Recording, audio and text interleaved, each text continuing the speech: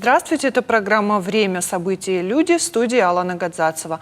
О самом интересном и актуальном поговорим в ближайшее время в прямом эфире. В Северной Осетии стартовал проект сохранения ремесленных традиций Осетии. Это третий проект, поддержанный фондом президентских грантов, успешно реализуемый программой частного социально-культурного учреждения «Благодать» по возрождению, сохранению и развитию традиционных осетинских ремесел этноалания. Сегодня в нашей студии руководитель проекта Алана Абзарова и Ирина Рубцова, мастер народных промыслов. Здравствуйте, Алана и Ирина.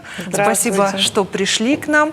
Ну что ж, поддержан президентскими грантами. Да, проект очень серьезный, объемный проект этноалания. Алана, расскажите, пожалуйста, с чего началась работа над этим проектом? Он уже далеко не первый социальный проект, который вы реализуете, очень успешно реализуете. Расскажите о самом проекте, что он собой представляет, чем отличается от предыдущих. Проект мы называем программой этноалания, как раз общее название этноалания, она и несет под собой цель и задачи, которые сохранением занимаются, возрождением, развитием традиционных осетинских ремесел. Начало было взято с, естественно, проблемной ситуации, которая возникла в связи с тем, что я, как коммерческий свой проект, не могла развивать это производство эксклюзивной одежды войлочной. И когда я столкнулась с тем и выяснила, что полностью утрачено великолепное ремесло войлоковаляния в республике, начались судорожные поиски и мастеров, и их взращивание. Все это было безуспешно. И пытались помочь и комитет по занятости населения. В общем, знаете как, нет худа без добра. Посмотрите, что из-за этого произошло. То есть произошло такой массовый уход осетинских женщин от гламурных до мягких и совершенно женщин, далеких от ремесел. Они сегодня занимаются рукоделием. И на сегодняшний момент 300 человек фактически уже получили азы наших традиционных ремесел. Мы им даем фактически попробовать, что это такое, попробовать себя в рукоделии. И дальше, как во всем мире, даже таких возможностей, наверное, нигде, я не могу говорить за весь мир, но на сегодняшний момент я о таком не слышала проекте, и это подтверждается резонансом, которым обрастает наш проект. Мы даем возможность на безвозмездной основе обучиться, снабжаем расходными материалами, привлекаем иногородних мастеров, именитых, опытных, ввиду того, что в республике это ремесло утрачено полностью. Нами была привлечена Ирина Рубцова, которая опытный мастер народных художественных промыслов, опытный мастер по войлоковалянию. Первым проектом нашим стал проект по возрождению традиционных ремесел, который охватил 3 вида ремесла. Это кроме войлоковаляния, это плетение алденбыта, кистей, это называется все басонное плетение, и плетение осетинских национальных косынок, платков, цила. Замечательные ремесла, которые не настолько материально дороговизна, гораздо меньше, нежели войлоковаляние. А войлоковаляние, оно подразумевает под собой уже приобретение шерсти и сами мастер-классы. Естественно, мы должны были организовывать по вложений побольше и плюс привлечение иногородних мастеров. Все это реализовано. Уже сегодня только целый проект посвящен войлоковалянию. Ввиду того, что первый наш проект по возрождению, наверное, я буду вас путать, мы сами тут иногда путаемся, особенно в связи с тем, что в связи с пандемией было приостановлено, и сейчас совпала реализация 2 проектов, 2-го и 3-го. Второй проект посвящен полностью войлоковалянию. Каким образом, почему направлены наши все силы именно на войлоковаляние? 70% педагогов доп. Образования составили, 70% из наших участников первого проекта составили педагоги доп. Образования, и 200% заявок было только на войлоковаляние. Естественно, мы сделали вывод, что войлоковаляние архиважно, архивостребовано, и своевременен был вот проект, как раз вот посвященный ему. Я даже вот, наверное, Ирину стоит представить, да, вот очень хочется уже теперь, да, поскольку эту национальную школу войлока взвалила на себя в основном вот Ирина. И не знаю, как сразу сказать или как, но я считаю, что тут и эзотерика, и вот наблюдатель, видимо, неравнодушен к нашему проекту, потому что Ирина генетически осетинка, она хаблиева. И так вышло, наверное, она сама расскажет и будет расскажите, интересней. какие перипетии привели вас в Осетию? Расскажите Да, о вашей работе здесь. Обязательно скажу. Мне, конечно, очень приятно здесь находиться. Во-первых, я очень хорошо ощущаю себя здесь. Вот моя душа находится здесь. Мне это очень приятно, очень нравится. Когда я была намного моложе, я слышала, как у меня спрашивали: ты осетинка? Я говорила: нет, потому что я жила в Ростове-на-Дону. И когда говорила фамилию Хаблиева, мне говорили: ну как же, значит, твой отец или ваши предки, вы осетины. И почему-то в строгости воспитания, все, что происходило в семье, оно было очень похоже. Язык я, к сожалению, не знаю, даже мой отец не знает языка. Но как-то вот общаясь с людьми, учась еще даже в университете в молодости, я понимала, что вот что-то мне нравится и что-то меня тянет. Это первое. А второе, когда я узнала об проекте, и когда меня разыскала вот Алана и рассказала вкратце, что это, дала прочитать, дала посмотреть, и мы говорили по телефону несколько часов подряд, и Алана извинялась: я вас беспокою, пожалуйста, вот если нужно, уже приостановимся. А мне было так интересно, что я на самом деле подключилась вот полностью. Мне этот проект не значит, сколько мы тратим времени, совершенно не имеет значения, день это или ночь. Пандемия, и мне нужно было быть в Санкт-Петербурге, потому что я из Санкт-Петербурга, я теперь уже живу в Санкт-Петербурге, и там занимаюсь войлоковалянием. Но я оказалась здесь, я сейчас уезжаю, приезжаю, езжу в Пятигорск, там бываю, приезжаю сюда. И то, что мы здесь проводим, это, конечно, ни с чем не сравнимо. И это такое дело, которое вот... Спасибо большое вашему проекту, Алана. Я просто поражаюсь вашему терпению, вашей выдержке, как это все нужно было продумать и реализовать, и вот начать уже воплощать в жизнь. И сейчас мы, собственно, перешли уже, да. Один у вас был проект, я приняла участие во втором, сейчас мы уже переходим к третьему. Думаю, что будет еще, потому что число желающих не иссякает.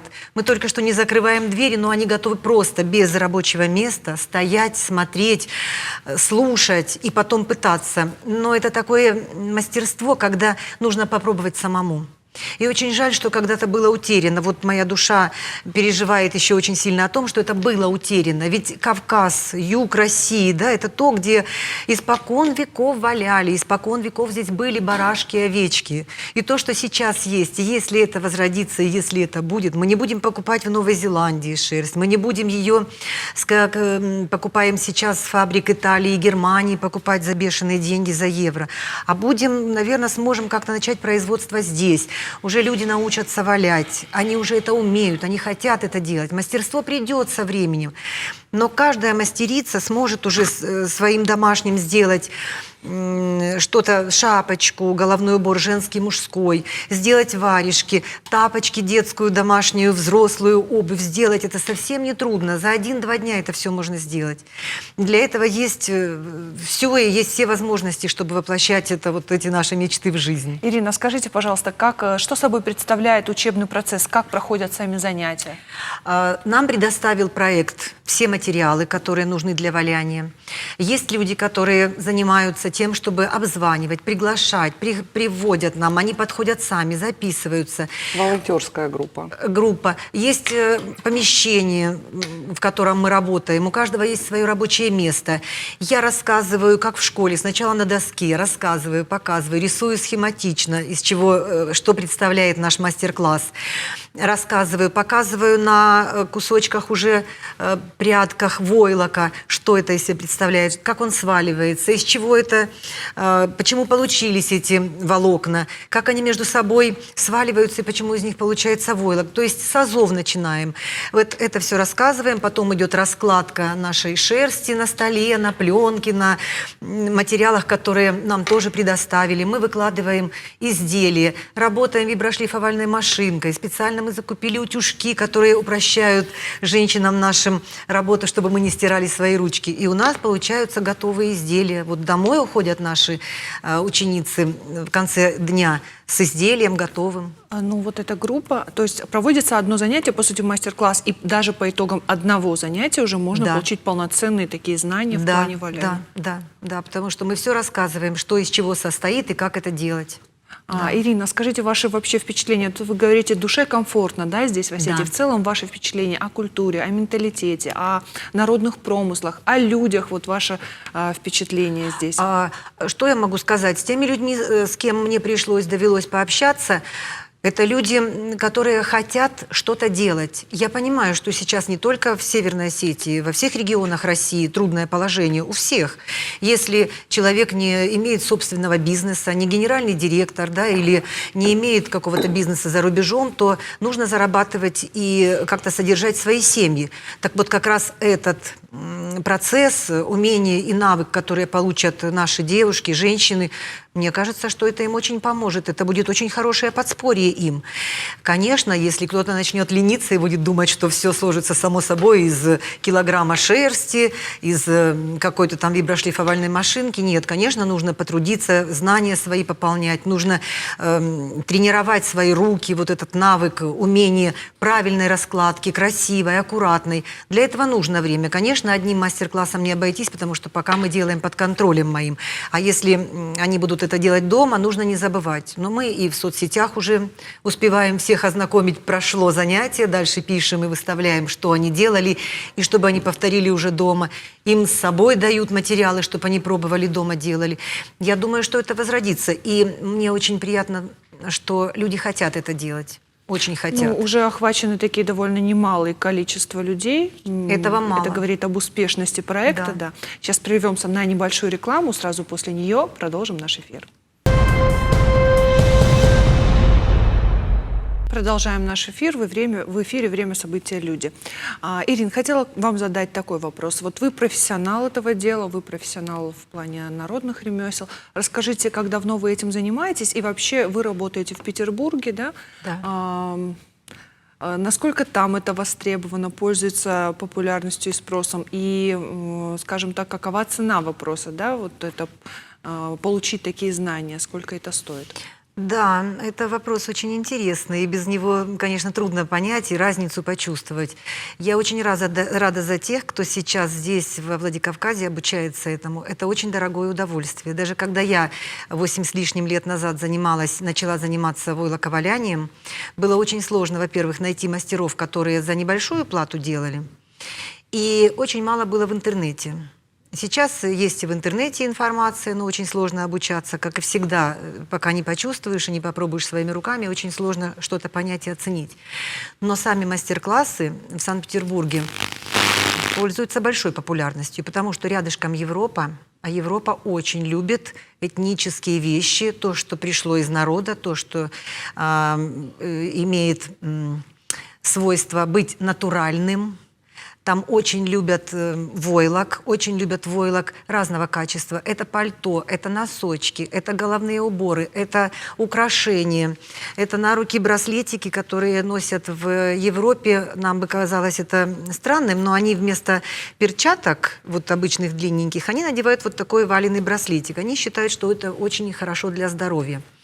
И у них это все очень дорого стоит. Санкт-Петербург валяльщицы делают эти изделия, готовят и увозят иногда на ярмарки туда.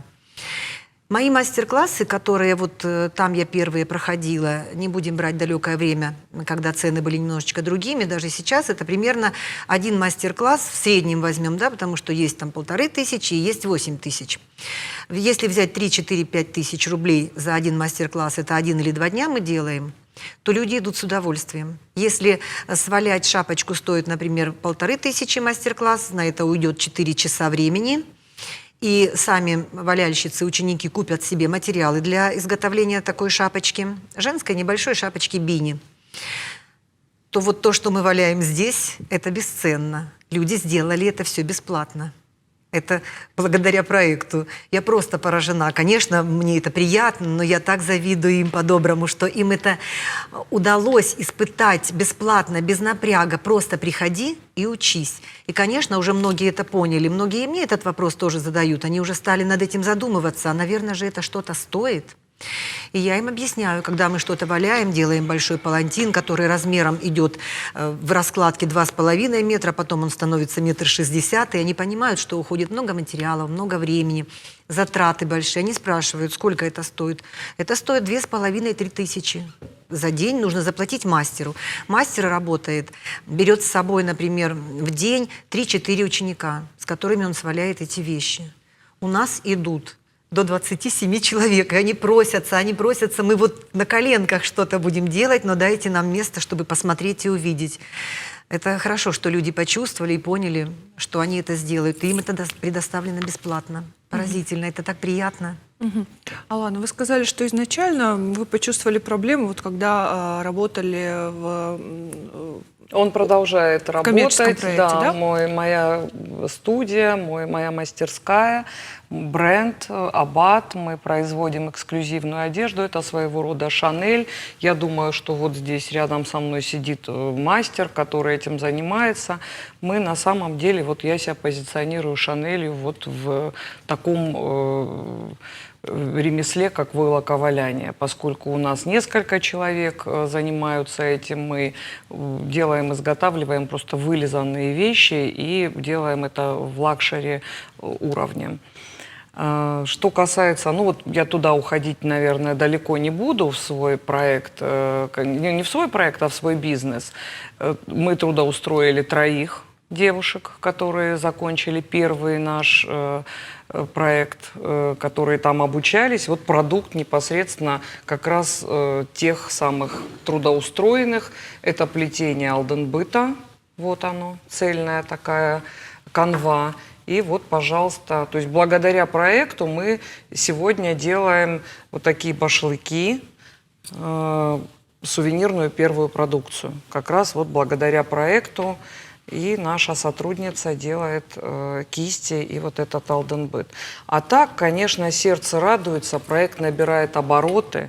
Если в первом проекте было запланировано обучить 70 человек, обучено было 97, то есть мы не ограничиваем, стараемся просто, ну, наверное, может, грубое сравнение, но мы резиновые. То есть у меня такое страстное желание, чтобы сработал второй закон диалектики из количества в качество, что вот я стараюсь максимальное количество охватить. И, конечно, спасибо наблюдателю, что Ирина или в силу того, что у нее есть осетинские корни, или в силу ее интеллигентности, в силу ее вот уже, может быть, как-то заразила я ее или инфицировала, что это случилось. Но, в общем, она терпит вот те аншлаги, с которыми, конечно, вот я очень беспокоилась, другой мастер вполне возможно, что и не смирился бы. Поэтому надежда, и даже уже сегодня присутствует уверенность, что республика заваляет все-таки.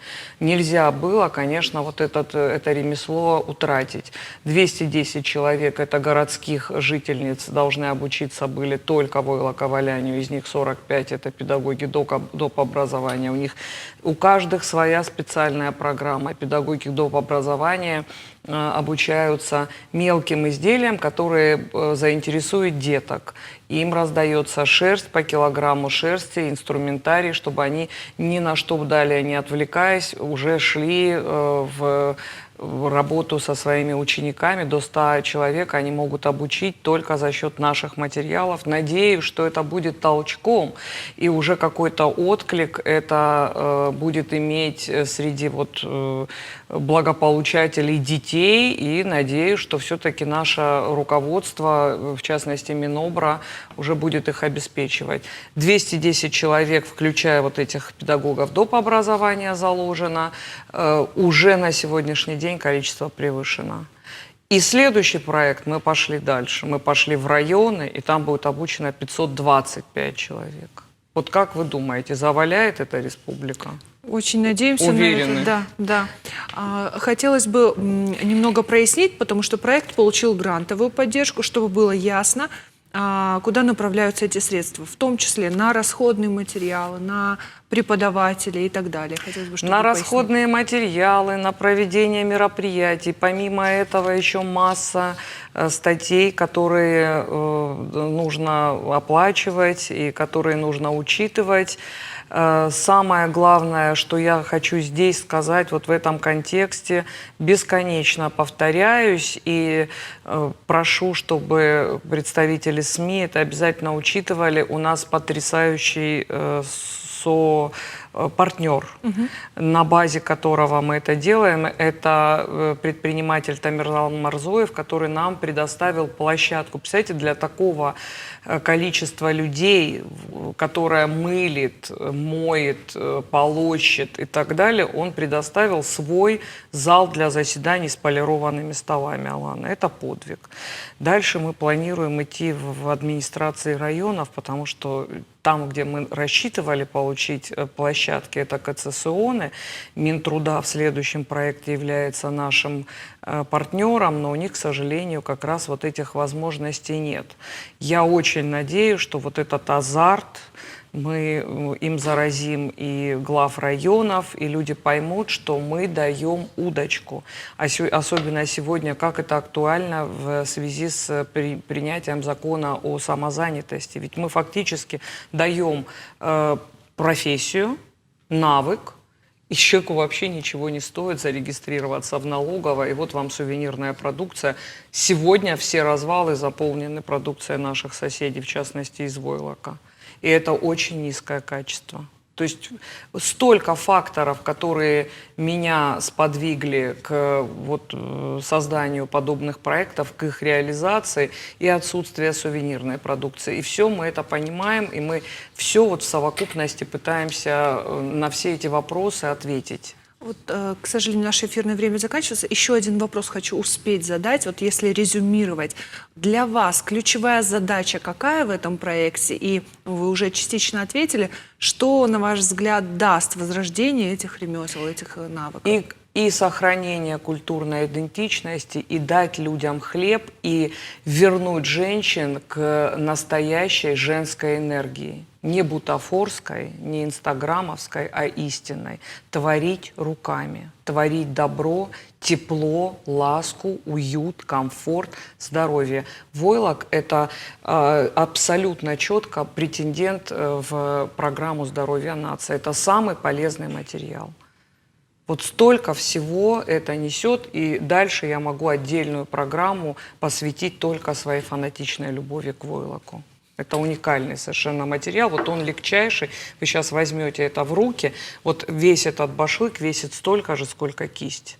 И вы это носите, и это защита и от влаги, и от ветра, и от холода, и плюс это сухое тепло. То есть оздоровительная вот у вас процедура просто на вас надета. И она плюс красивая в нашем исполнении, надеюсь, и в исполнении наших учеников. Алана, Ирина, спасибо вам большое за вашу работу, спасибо за этот социальный, социально значимый проект. Я думаю, он окажет огромное влияние на всю нашу республику, на развитие, на возобновление этих ремесел. Спасибо большое, наше эфирное Спасибо время вам, подходит что пригласили. к концу. Это была программа «Время, события, люди». Оставайтесь с нами. Всего доброго и до встречи в эфире.